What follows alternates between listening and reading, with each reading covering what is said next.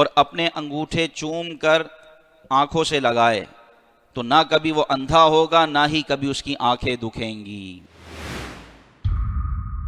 معمول بنا لیں جب بھی نبی پاک صلی اللہ علیہ وسلم کا نام اس میں گرامی آئے، ادب سے محبت سے انگوٹھے چومیں، اور ساتھ اگر ہو سکے یہ دعا یاد ہو تو یہ پڑھیں، قرۃ عینی بک یا رسول اللہ، یا رسول اللہ میری آنکھوں کی ٹھنڈک آپ ہی سے ہے، قرۃ عینی بک یا رسول اللہ۔ اور پہلی مرتبہ جب مؤذن یہ کہے اشہد ان محمد رسول اللہ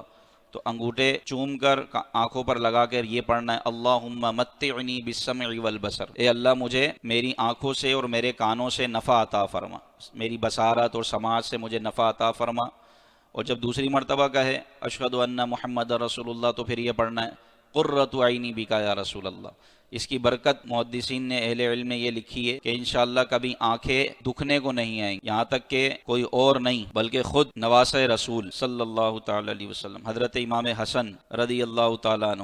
حسن مجتبیٰ، امام حسین کے بڑے بھائی جن کو امام حسین اپنا امام کہتے تھے، امام حسن کا بیان کر رہے ہیں۔ امام حسن فرما رہے ہیں جو شخص مؤذن کو اشہد ان محمد رسول اللہ کہتا سنے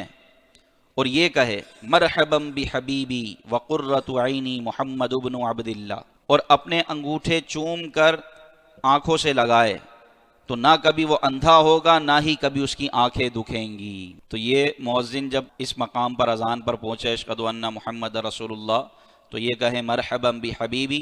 وقرۃ عینی محمد بن عبد اللہ، تو انشاءاللہ اور یہ کہنے کے بعد انگوٹھے چوم کر آنکھوں سے لگائے تو امام حسن مجتبیٰ نواسۂ رسول یہ بیان فرما رہے ہیں کہ نہ اس کی کبھی بندے کی آنکھیں دکھیں گی اور نہ کبھی وہ اندھا ہوگا۔